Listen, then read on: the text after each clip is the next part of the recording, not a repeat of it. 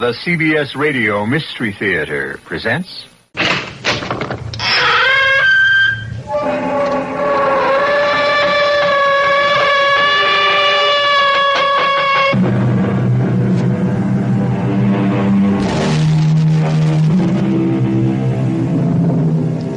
Come in. Welcome. I'm E.G. Marshall. The one place where all men meet sooner or later is the grave. It's the place where all roads end. That small model of the barren earth which serves as paste and cover to our bones. What happens then when two old friends meet beyond the grave? When one of them has been living under the threat of death by the other? A threat from the grave? A threat made in a crowded courtroom more than 20 years ago. If not for you, Sammy, I'd have got away with it. But you'll pay for it. With your life. My name ain't Johnny Promise for nothing, kid. So just keep your eye on the calendar. Count the days, one by one. Because I tell you, after I get mine, I'll see to it that you got no more than 1 month to live. Remember, Johnny let you have it. Straight from the grave.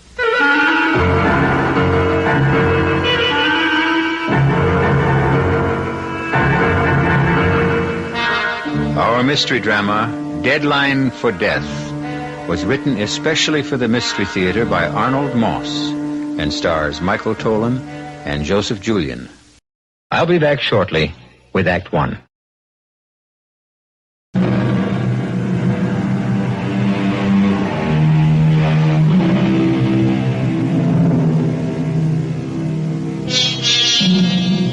Was the threat Johnny Promise made some minutes ago an empty warning? Can a dead man moldering under the damp earth for 20 years doom the life of another man? Can a corpse, long dead, wreak vengeance on another human being from the immeasurable distance of another world? We're about to find out as Johnny Promise talks to his old friend, Sammy Rogers. Sam? Sam Rogers? Answer me, Sam. It's so dark here we can't see one another, but we can hear. There's nothing to be afraid of anymore. Sam? Why can't you leave me alone? Nobody's bothering you, Sam. Nobody. Just someone to talk to is all. Old friends, old time's sake. Nothing wrong in that, is there? Is there? Nice to talk over old times. Friendly. Makes me feel good. Besides, what else is there to do in this place? I don't want to talk, Johnny.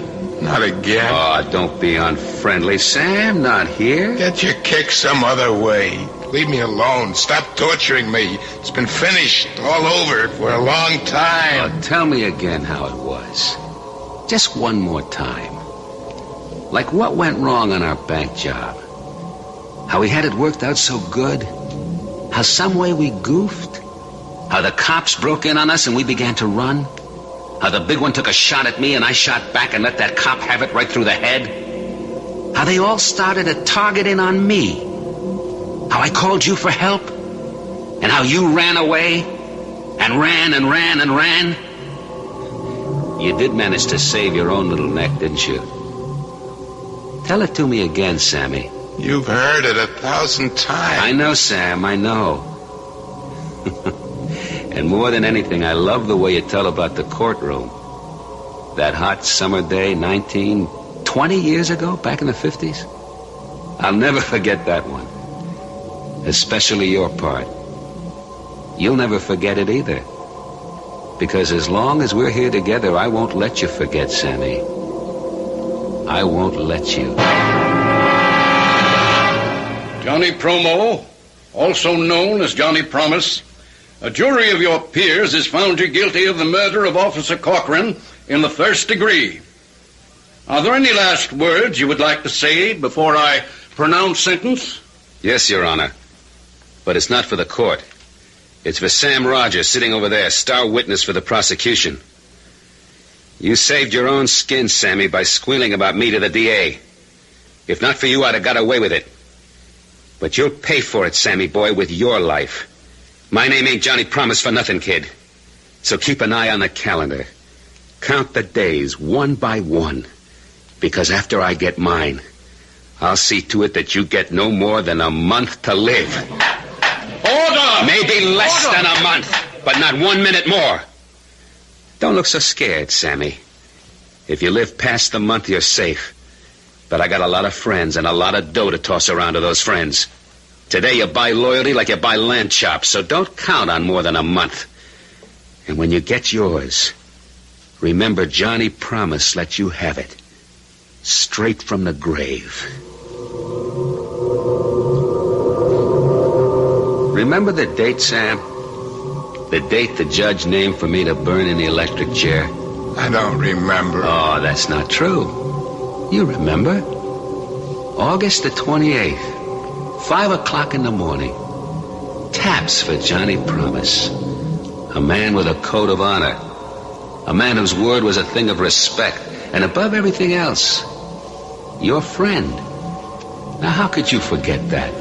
You will never let me. And little Sammy with his big mouth made the whole thing happen, right? Cut it out, Johnny. I don't want to hear anymore. What do you get from tormenting me like this? Laughs. And it passes the time. We got no place to go. We're going to be here for the rest of our... let's say for a long, long time. And I like to laugh. And that story of yours is good for 1,000,000 of them. Let's have it, Sammy boy. What was it like for you after I got mine? Come on, tell it just like it happened. Tell it.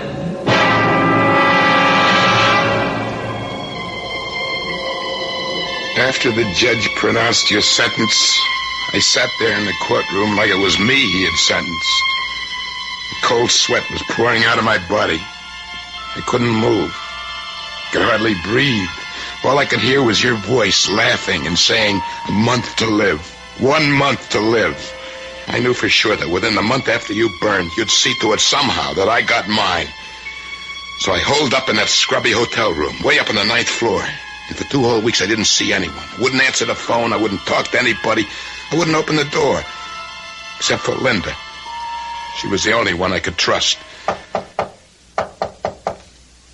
It's me, Sam. Come in, quick. Here's your dinner, Sam. Thanks, Linda. And today's newspaper? September the 12th. 15 days since Johnny... You've got to stop thinking about it. Stop thinking about it. By 5 a.m. of the 28th, I'll be a dead man. And it could come at any time. In a week, tomorrow, in an hour. But you've taken care, sweetie. Nobody can get at you up here. And once you get past the 28th, you're a free man. Johnny said so, didn't he? Yeah, he did. And he never broke his promise, did he? Yeah, that's what I'm counting on. But just the same, every morning I wake up after a bad night and I hear myself talking to myself. I say, today, will it be today? Is this my last day on Earth? That's what's driving me crazy. Sam, you've got to find things to take your mind off of it. It's only another couple of weeks, and then... And then? We'll go away someplace, far away, start a whole new life. Why don't you eat something? It'll make you feel better. I'm not hungry. Maybe a little coffee while it's still hot. I got the change from the 20 you gave me. Forget it. It's right here in my bag. What are those? The keys. What keys? To this room. To this room? Of course. Where did you get them? You gave them to me, don't you remember? I never gave you any keys to this room. Who gave you those keys? I told you, Sam, you did. You lousy little liar! Ah! Where did you get those keys? I don't know what you're talking about. He even got to you. Oh, Sam, how could you think that He got to that crummy desk clerk first, didn't he? And then to you. And you had the duplicate made. Who made the payoff? Oh. I said, who made the payoff? Sam, you're insane. Why would I ever do anything to hurt you? Because for $500, $1,000, you'd do anything. Now get out of here, you little tramp, but fast. Oh, you're wrong, Sam. You're wrong. I love you. Get out. Oh, wait, Sam, please. I don't need you or anybody. Get out before I kill you. It was the house phone. Not my private line with the unlisted number. Only 2 people ever knew that number. You, Johnny, and Linda. But this was from the lobby downstairs. I stood there listening to it ring. I didn't dare answer it. The sound began to bore a little hole into my brain. And finally... Yeah? Who is it? It's me, Sam. Linda. You? How could it be you? You just went out of the door. Where are you? In the lobby downstairs. I'm so glad you answered. How did you get down there so fast? Please, Sam, listen to me. I know how you felt about those keys, but you've got to trust me. Yeah, sure. How did you get to that phone so... You've got to get hold of yourself. Why don't you have the locks changed on your door? Why? For what reason? Call in a locksmith. Somebody who never heard of you, of me, of Johnny, anybody we know. Let him change the locks and give the keys only to you. One of a kind for each lock. No duplicates. Do that, Sam. Please. You know I'd never do anything to hurt you. Yeah, sure, sweetie. It's a good idea. I don't know what got into me. What made me think that you... I'm sorry, Linda, for everything. You call a locksmith, yes? First thing in the morning. I'll be seeing you, Sam. Huh? Oh, yeah, Linda. Right.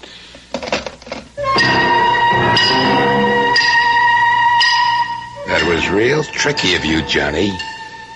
Leading me to suspect that Linda might be the one you'd pick to get me. After I put the phone down, an idea came to me. Hit me like a thunderbolt. Made the best sense of anything in the past couple of weeks. What was the point of living holed up like a rat? Like a sitting duck in that lousy hotel room, waiting, just waiting for you, Johnny, to make me a target for whoever you paid off to let me have it. For once you thought Johnny Promise is going to be outsmarted, right? For once you thought Johnny Big Mouth was going to meet his match. How could you have been so dumb? Why hadn't I thought of it before? All I had to do, Johnny, was to find out who it was you picked to put the finger on me. Once I knew who it was, I could take care of him before he ever got the chance to get to me. Pretty good thinking, Johnny, right? And I knew the first and best place to start looking.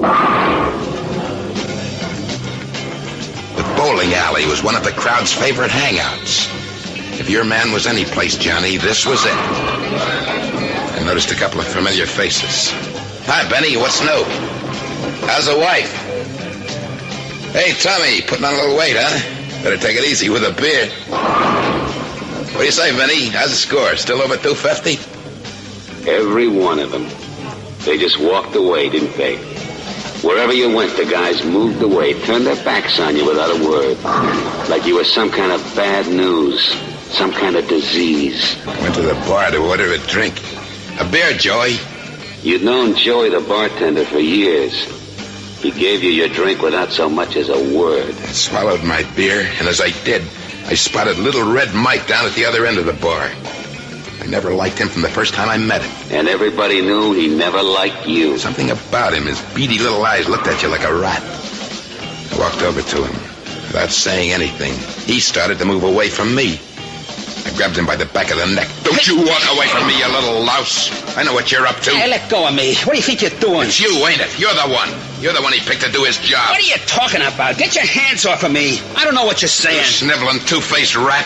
You thought I was afraid of you, huh? I'm gonna let you have it. This minute, before you get me. Johnny Promise's little stoolie. Keep your hands where they are, Mike. Hey, you're crazy, Sam. Johnny's dead. Put that gun down. Please. I don't know what you're thinking, but you're making a big mistake. Would a smart cookie like Johnny ever pick somebody like me to do what you're thinking? Put your gun down and frisk me. Come on. If you don't believe me, frisk me, Sammy. Okay. All right, so I made a mistake. But from now on, stay out of my way, understand? Whatever you say. But you really ought to take it easy. Because you know as well as I do, when your time comes, you'll go. Just like everybody else. Johnny, that's your voice coming out of Red Mike's mouth. Meantime, we gotta take care, don't we, Sammy? What kind of crazy trick are you pulling, Johnny? And you can count on me for the best care a feller ever had. Like they say in the cemetery, Sammy. Perpetual care. I promise.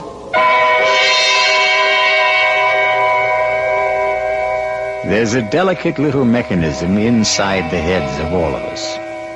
When you're threatened by an overpowering fear, for example, whatever or whoever is the cause of that fear turns the little machine on. And wherever you go, you see that person. Hear his voice, feel his touch. Like what's happening to Sammy, right? Just how far and to what ends will the little machine drive Sam Rogers? We'll find out shortly when we return with Act 2.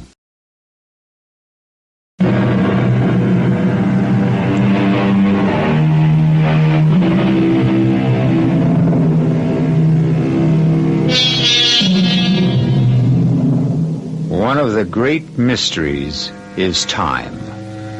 It often happens that time seems never to move forward, when the minutes are suspended in some terrifying space and refuse to move. And then there is that silent, never-resting thing called time that rolls on, rushes along, swift as an ocean tide, on which we and the whole universe ride.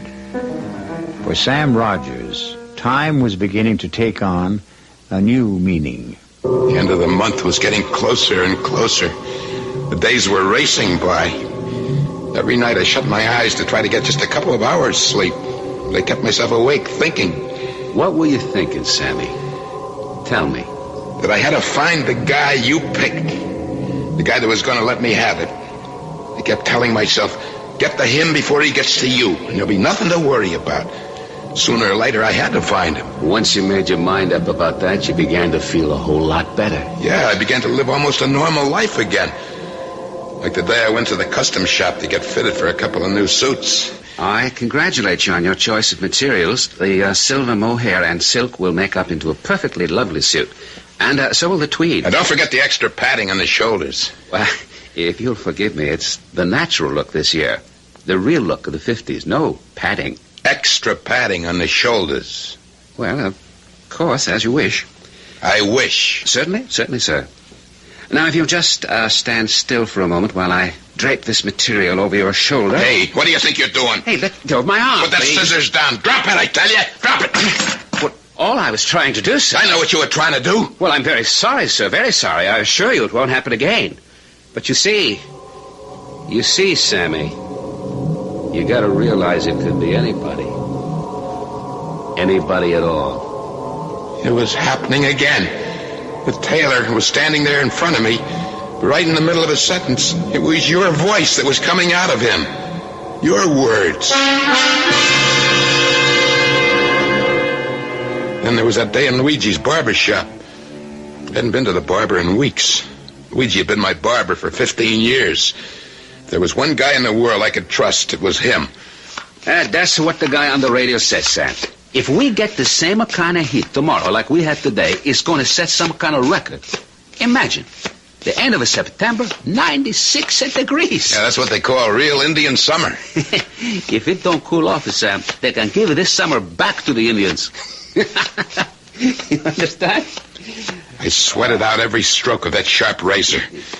While Luigi went droning on about the weather, I held my breath, thinking, he may be my friend. But he was your friend too, Johnny. The eyes are shut. All he has to do is to let that blade slip just one little bit. Accidentally, you know. All right, chin up a little higher, Sam. Just a little more. And who would know the difference? There we go. Let me just lower the chair a little, huh? Hey, what are you doing? Well, like always, a nice hot towel. Opens up all of the pores. When they're open, a little lotion closes them up again. He could have let me have it right then and there while he was shaving me. But he didn't. When he wrapped that hot towel over my face, instead of it feeling good, I suddenly got the idea that this could be it. Luigi could smother me to death. And there I sat, helpless, beneath that hot towel. I ripped it off, screaming, "You thought you had me, didn't you, huh? You and your hot towel!" What's the matter with you? Here's what you can do with your towel! Hey! I'll have to think up something better than that. Only you'll never get the chance. You've seen me here for the last time. I don't know what you're talking about, Sam. But it won't do you no good. Getting excited this way. It was your voice again, Johnny. You gotta learn to calm down. Take things easy. Listen to me, Sam. Easy does it. After all, there's only 3 more days to go. Right?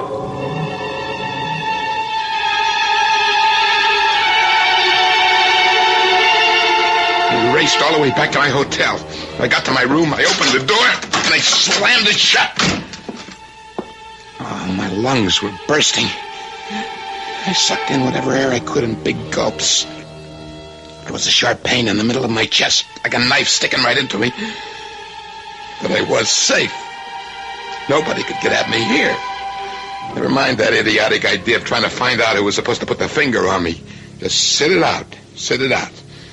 Right here, I told myself. Play it safe. But when I looked around the room, I knew that I was not safe. Even here. There was a peculiar feeling about the place.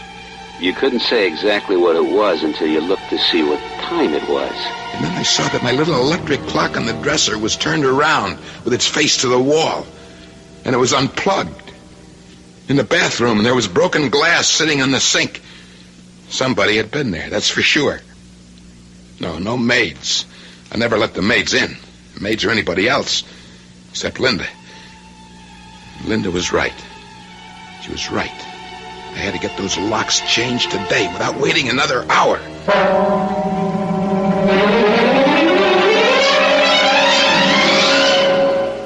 Well, yes, sir, they may cost you a little more, but you know, you got the best and safest locks American ingenuity can devise. Well, this makes me feel a whole lot better. Now, when you turn the key, this pin tumbler drops right down into the holes that are waiting for them. Uh-huh.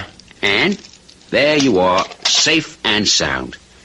Now you should have real peace of mind. Thank you very much. And here are your keys, 1 for each lock. No duplicates, just like you ordered on the phone. Good, that's fine. Take my advice, sir. Change your mind. Get duplicates made. I don't want any duplicates. Well, it might be a lot of trouble to get them later on. Each key is made on a special machine. The formula of each key is registered. It's the way I want it. But supposing you lose one of them, the only way you're ever going to get in is to call me, which might be somewhat inconvenient for you. Now, suppose you got a real friendly date.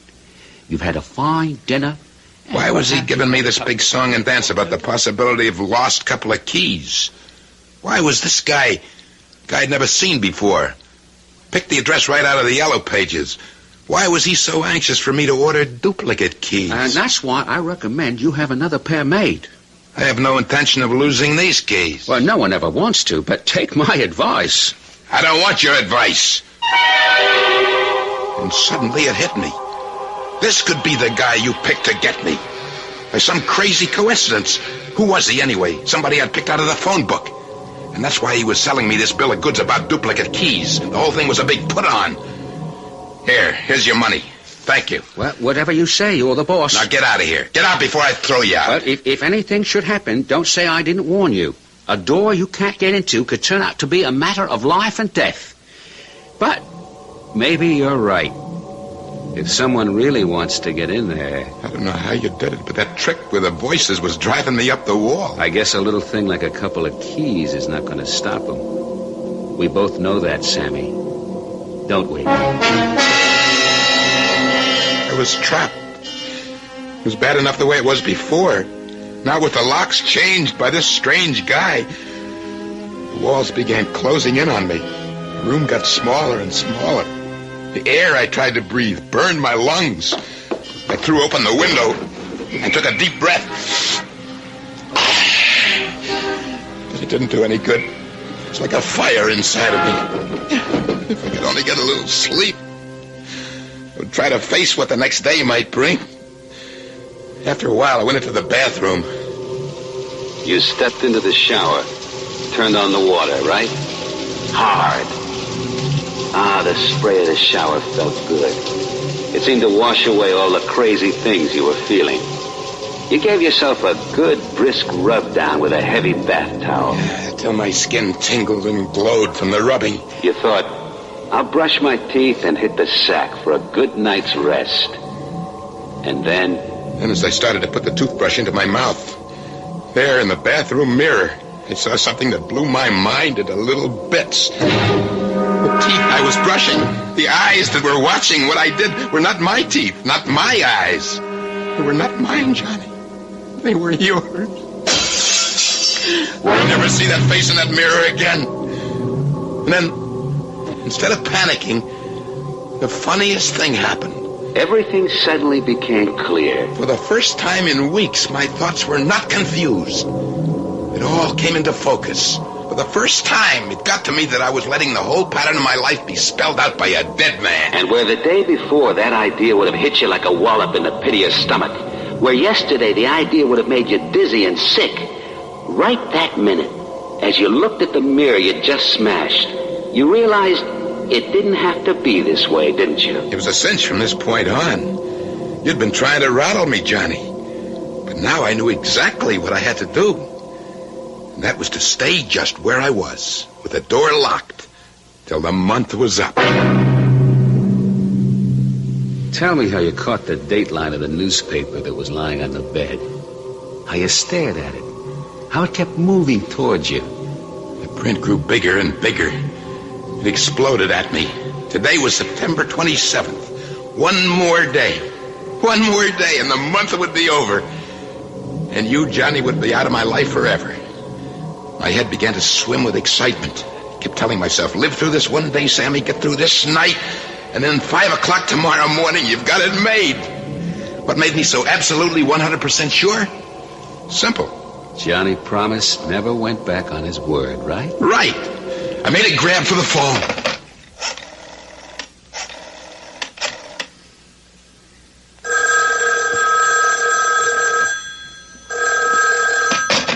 Front desk, can I help you? What time is it exactly? Exactly 11:15 p.m. You sure? Just checked it with the radio. I'll set my clock. It stopped.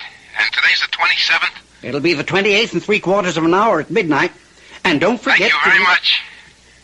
By the way, the young lady just came in. She's standing here at the desk. She'd like to talk to you. What young lady? Oh, your young lady. Put her on. How are you feeling, Sam? It couldn't be better. A couple hours more, it'll all be over. What are you doing down there in the lobby? I thought I'd be close in case you needed anything. Well, why don't you get us a couple of hamburgers and coffee? Right away. See you soon. He's feeling great, he says. Well, that's nice for a change. He's sure that in only a few hours he'll be a free man again. Poor guy. Why don't you tell him? I couldn't. I don't know what he'd do if he knew. Anyway, he'd never believe me. It might be the best way. Tell him the truth. How could I tell him that he's a very sick man? That his whole sense of time is mixed up, confused. That he doesn't know one day from another. In the state he's in, how could I possibly tell him that Johnny Promise actually went to the electric chair almost 3 years ago?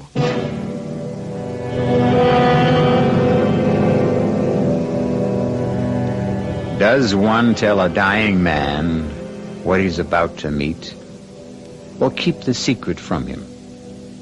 I suppose it depends on how you see death.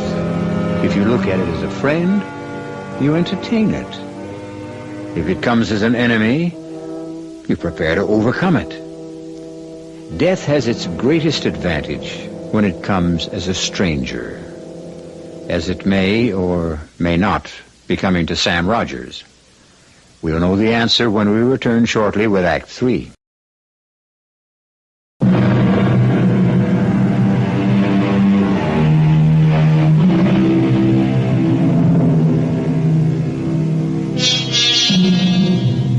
It has been said, a man is never less alone than when he is alone. Thoughts crowd in on him. His imagination summons up multitudes. And which is harder to bear? The fear of loneliness, or as in the case of Sam Rogers, the loneliness that comes from fear. Somewhere in a lonely graveyard, a cold wind whistles over the moonlit tombs. From a purgatory of his own making, Sam Rogers is forced by Johnny Promise for the 10,000th time to recreate the path of his downfall. In my hotel room, I kept staring at the clock on my dresser. The hands didn't seem to move at all. They moved so slowly. And then it was midnight. Midnight at last, right on the nose. Only 5 more hours to 5 o'clock. That was when you got yours, Johnny. 5 a.m. And here I was, just 5 hours short of the deadline you'd set for me. 5 hours, 5 years. My blood went cold. Little bumps on the back of my neck. My throat scratchy and dry. I wasn't about to fall for any more of your tricks, Johnny. Smart boy. You sat there on the bed waiting. You weren't going to answer. The knocking kept on louder and louder with more and more force. You sat so still the muscles in your back and legs began to stiffen and ache. There was a dull pounding at the base of your skull. Finally, you saw the sheet of paper come sliding under the door. 4 words written in red with what seemed to be lipstick.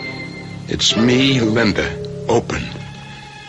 Carefully, quietly, I got off the bed, went to the door, and I whispered, "Who is it?" It's me.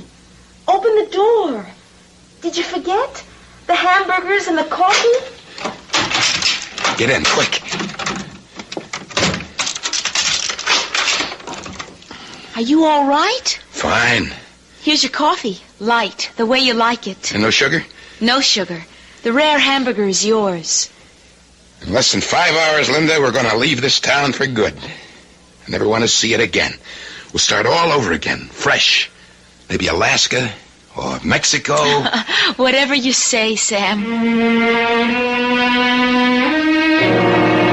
talked of our plans for the future, where we might go, what we'd do, the family we'd raise, pushing all other thoughts right out of our heads.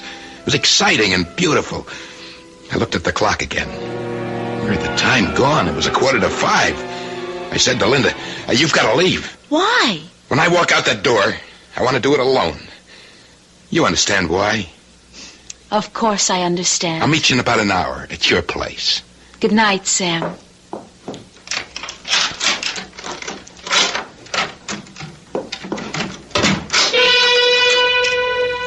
The next time I looked at the clock, it was a couple of minutes past 5. The time had come at last. I'd paid my dues. And I'd showed you up, Johnny Promise. For the first time, your word wasn't worth so much as 1 bent nickel. I mustn't take any chances. Not at this late date. 110% foolproof. Safe. Give myself every possible break. The benefit of every doubt. No chances. Give myself, half-hour cushion? Wait till 5:30 at least. And beat it out of here. Fast and forever. And you hung on. Those last few minutes were the longest in your life, weren't they? Finally, that big hand on the clock dropped down to the 6. It was 5:30. A half hour past the deadline I'd set for you. So you took a deep breath and you screamed. You lost, Johnny. You lost. Sammy outsmarted you. So rot away in your grave, bit by bit, piece by piece. Because I'm alive, Johnny, and I'm going to stay alive. But you, my friend, are dead. As dead as yesterday. 5:40. 20 minutes to 6. I turned the keys. First in one lock, then the other. I flung open the door. I ran down the hallway. Rang for the elevator.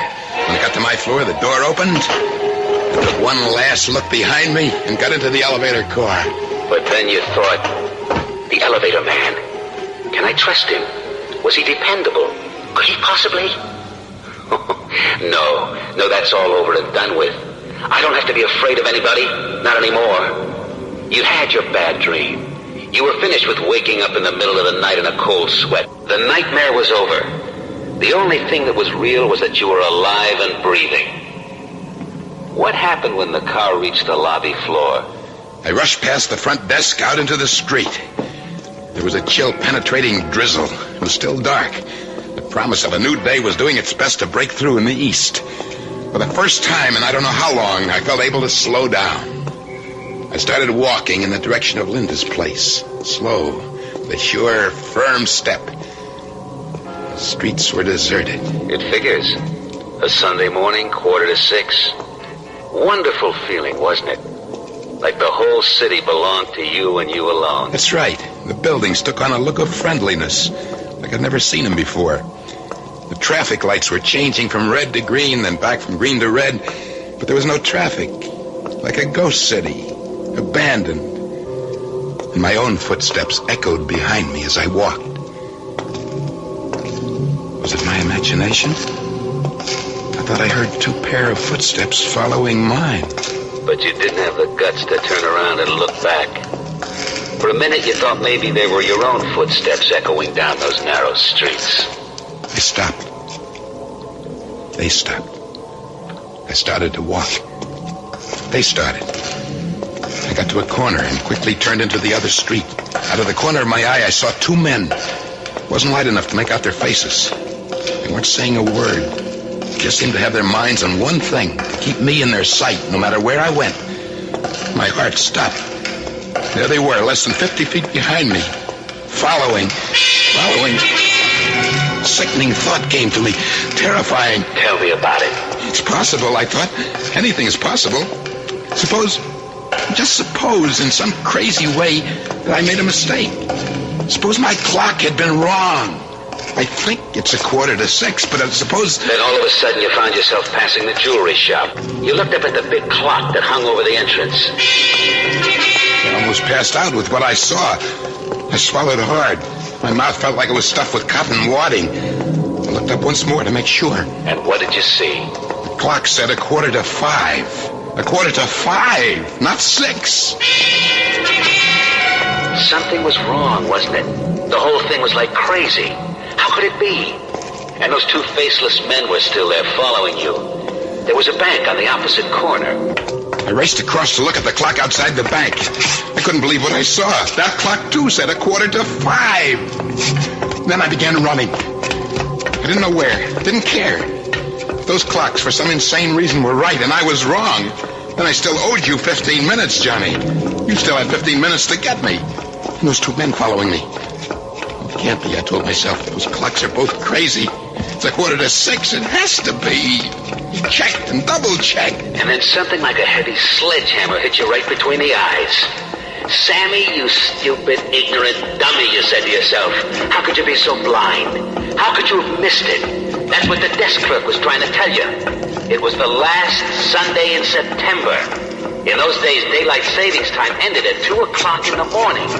The last Sunday in September. Of course. And those clocks had all been turned back 1 hour. Only I forgot to turn my clock back. It is 5:45. It's 5, not 6. You crazy fool. You thick-skulled, brainless imbecile. You deserve to die. Now we're getting to the best part, ain't we, Sammy? You began to walk, right? Slow at first, then a little faster. Finally breaking into a run. Whenever you got to a corner, you turned. When you saw an alley, you ran into it. When there was a fence, you vaulted over it. Then out into the streets again. But no matter what you did, wherever you went, those same 2 characters stuck to your tail. You couldn't shake them. They stuck right behind me, always the same 50 feet away. I kept running until I thought my sides would burst. And then way off in the distance, I heard the deep-throated bongs of a church bell striking the hour. I stopped running. I waited. I counted. 3, 4, 5. Come on, 6. Come on, 6.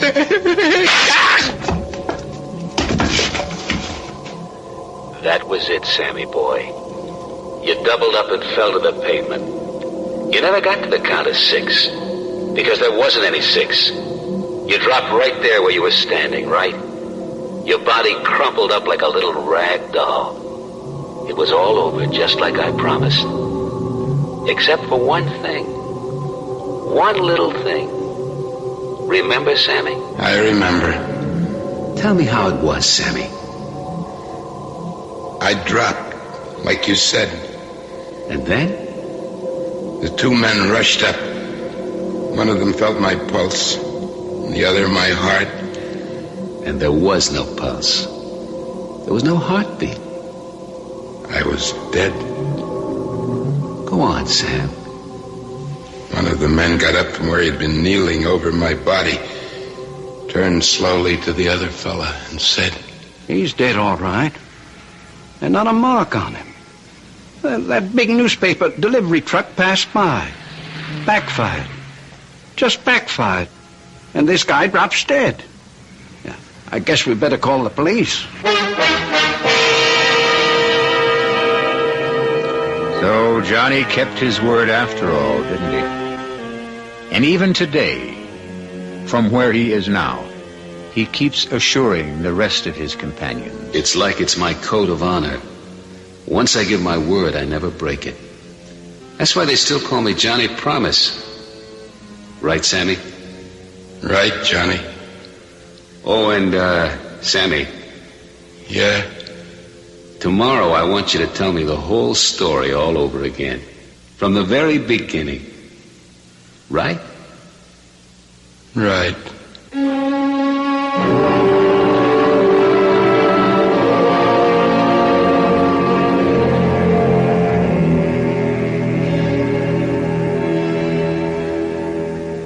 I'll be back shortly.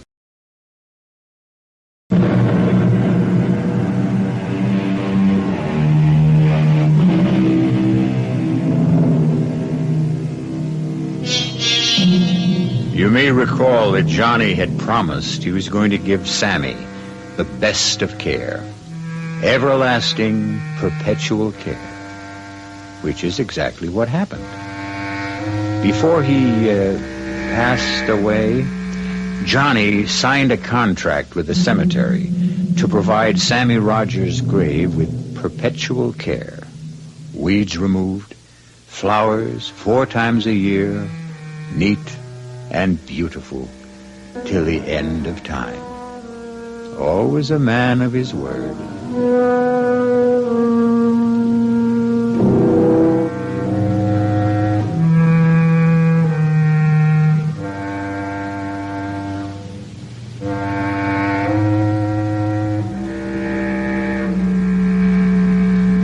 Our cast included Joseph Julian, Michael Tolan, June Gable, and Guy Repp.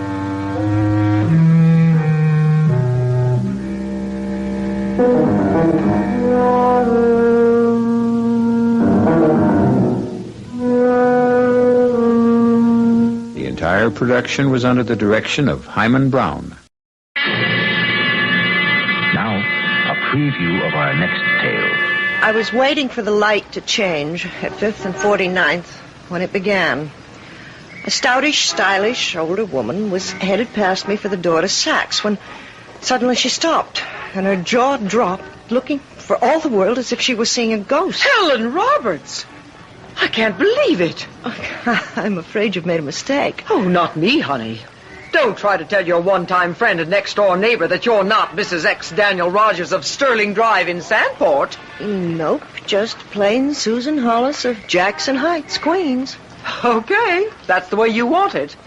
Heaven knows I want no part of you. I'm only sorry to see you looking so well after what you did. By this time, the way you were going, I thought you'd have been long dead. This is E.G. Marshall inviting you to return to our Mystery Theater for another adventure in the macabre. Until next time, pleasant dreams.